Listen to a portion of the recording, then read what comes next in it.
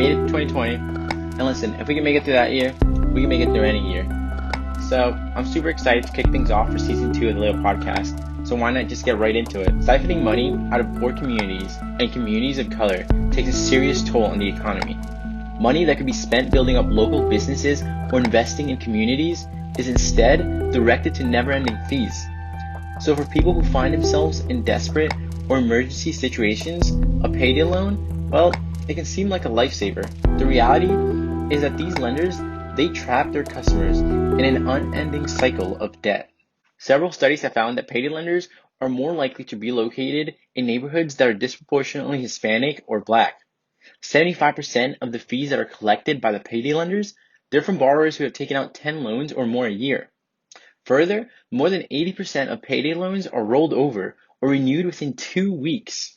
Payday loans are a type of short-term borrowing where a lender will extend high interest credit based on a borrower's income and credit profile. A payday loan's principal, it's typically a portion of a borrower's next paycheck. These loans, they charge high interest rates for short-term immediate credit. So essentially, these are loan sharks that are legally allowed to operate. These loans are also called cash advance loans or check advance loans.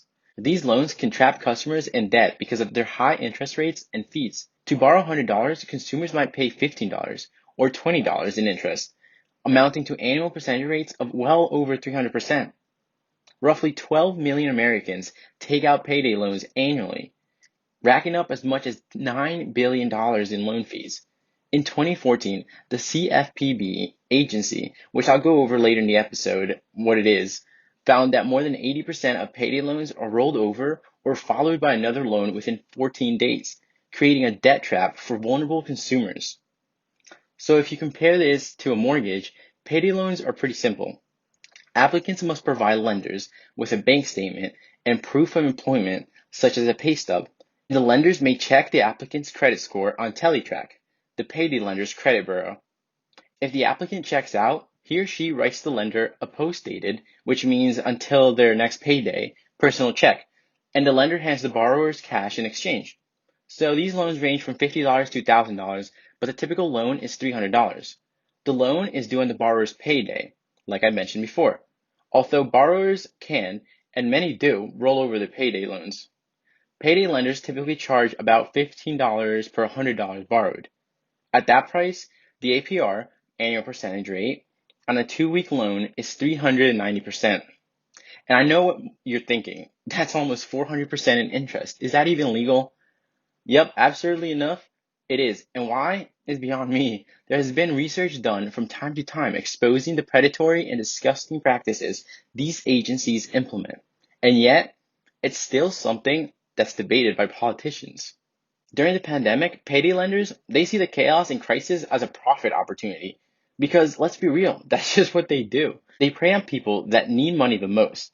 In many states, payday lenders were working to be declared essential businesses so that they could continue to prey on families even as financial insecurity increased.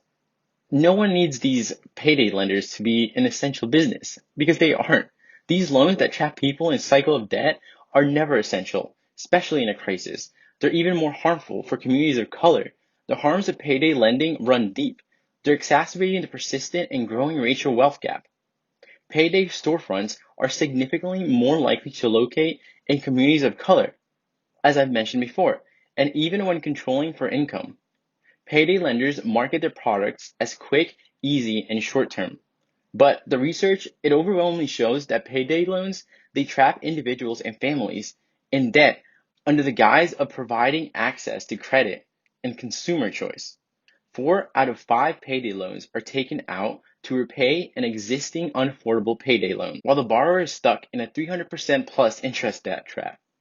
These loans, they do not represent meaningful access to credit, but a systematic drain on consumers' hard-earned income. The average American family has yet to fully recover from the 2008 Great Recession. This is most true for families of color and older Americans. As a result, many lack a financial backstop to handle this downturn. Just as in 2008, low-wage workers and communities of color will disproportionately bear the brunt of this economic downturn. They are less likely to have paid sick leave or health insurance. less likely to work remotely, and more likely to come in direct contact with others as they have little choice but to continue working during this crisis. This leaves them more vulnerable than ever to predatory lending.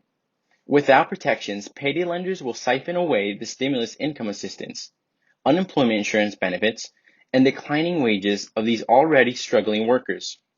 There is a federal agency that was created to protect us from these raptors. It was first proposed in 2007 by Warren, who was then a Harvard University law professor, and passed as part of the 2010 Dodd-Frank Act during the Obama administration in response to the 2008 Great Recession. In a 2015 speech, President Barack Obama proposed a new rule that the CFPB was to enforce to better protect consumers from getting stuck into cycles of debt. He warned the industry that outlets making their profits that way, they would have to find a new business model. The rule was to take effect in January 2018, but it was delayed by the CFPB's then acting director, Mick Mulvaney, who as a Republican House member from South Carolina took campaign donations from the industry and tried to do away with the agency. And last December, CFPB Director Kathy Kraninger announced that the regulations would not take effect in order to encourage competition in the payday lending industry. Okay. When the coronavirus pandemic struck in March, it sent shockwaves throughout the economy. Amid the lockdowns and the stay-at-home orders, thousands of small businesses shuttered, while larger companies, they laid off millions of workers. Evidence of the economic devastations soon began surfacing in a small but important corner of the federal bureaucracy, the Consumer Financial Protection Bureau, which I've been calling the CFPB for short, which has seen consumer complaints of about overly aggressive debt collectors, inaccurate credit reports, and mortgage problems rise since January, reaching more than 8,000 by May. The borough director, Kathy Kraninger, which of no surprise was chosen by Trump, has done next to nothing of substance about the pandemic. Instead of implementing the original protections from last year, the CFPB threw out 5 years of careful research. Liberals view the agency's core mission as protecting consumers against a sometimes greedy financial industry. Conservatives say that CFPB has too much power and lacks accountability, and that its regulatory efforts actually hurt consumers by limiting their ability to get financial help. In my opinion, these type of loans should be limited and the interest rates capped, because the last thing consumers need is to take out one of these 300% plus interest rate loans during a pandemic, which, as I've mentioned before, purposely target lower income families and minorities by opening stores in their neighborhoods and taking advantage of their situation to only drown them in more debt through insanely high interest rates and confusing terms. This debate became even more heated during the Trump administration. Under the leadership of Mick Mulvaney, a fierce agency critic, and then Kathy Kraninger, the CFPB actually scaled back its activities, paused pending enforcement and rule-making efforts, and they even cut their own budget. You want to know what Kathy did to protect consumers and minorities during the pandemic? Nothing. That's what she did. Nothing. She instead focused the Consumer Bureau on weakening critical consumer protections, relaxing enforcement against financial institutions, and undermining the agency from the inside. During the pandemic, she loosened the requirements of a rule regulating payday loans in response to financial industry concerns. I thought this agency was called the Consumer Financial Protection Bureau, not the Financial Sector Protection Bureau. Kathy's defense was that the borough is trying to ensure that cash-poor consumers still have access to emergency loans during the recession. If that was the case, then she wouldn't have loosened up regulations for these loan sharks, and instead, she would have implemented a cap on their interest loans of something like 36%, but that's just my opinion. All the CFPB did was create websites and blogs that have material for us to read on how to avoid potential scams related to the virus, and debt collection activities, and other things as well, which is fine, but all these efforts, in my opinion, they have fallen short. There are millions of workers unemployed and millions of families struggling to pay their mortgages or rent. The borough needs to take a leadership role in shielding consumers from as much economic harm as possible, instead of just giving us some reading material, which those that actually need it, they can't even access because they don't have enough to pay for their internet bill. Consumer advocates and others, they expect that the borough become more aggressive with President-elect Joe Biden, who has pledged to hold financial institutions accountable. Now that we're in the middle of an economic crisis, millions of Americans, and especially immigrants and minorities, are vulnerable to predatory loans that will make a terrible situation worse. Payday loans are a debt trap, plain and simple. If you're having trouble paying your bills, avoid payday loans and seek out alternatives, such as loans from a credit union or from friends and family. Reach out to each company or person you owe money to and explain that you need help because of the coronavirus. Doing so might help you delay or reduce your monthly payments or avoid interest and late fees. Consumers deserve protection from debt trap loans. The CFPB's wrong-headed actions makes it all the more urgent that Congress immediately passes H.R. 5050.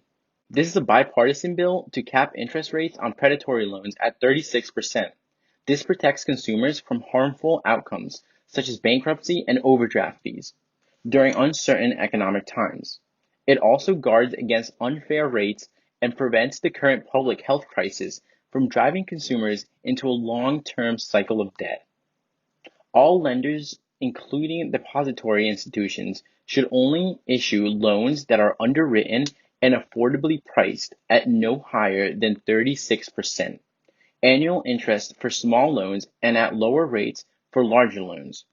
During this widespread financial crisis, high-cost, short-term, and/or unaffordable loans should not be considered essential or any part of an appropriate emergency response. Far from replacing lost income, high-cost debt traps will bury consumers in interest and fees, making it harder for consumers and the economy to get back to normal.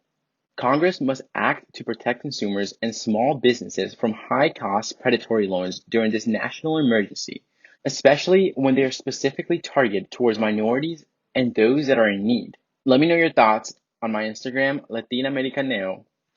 Do you think that the CFPB has too much power? What are your opinions? Let me know. Now let's go over the key takeaways for today's episode. Payday loans are a type of short-term borrowing where a lender will extend high-interest credit based on a borrower's income and credit profile. Payday lenders trap their customers in an unending cycle of debt. Several studies have found that payday lenders are more likely to locate in neighborhoods with disproportionately large Hispanic and/or Black populations. The annual percentage rate on a 2-week loan could be over 400%. Research overwhelmingly shows that payday loans trap individuals and families in debt under the guise of providing access to credit and consumer choice. The CFPB, or the Consumer Financial Protection Bureau, was created to protect us from these types of predatory loans, but evidently, it hasn't done a very good job. You can thank the Trump administration for that. Payday loans are a debt trap, plain and simple. If you're having trouble paying your bills, avoid payday loans and seek out alternatives, such as loans from credit unions or from family and friends. That's all for today. I'm Kevin Munoz, and follow me on Instagram at Latinamericano to stay updated. I'll see you next time. Have a wonderful day.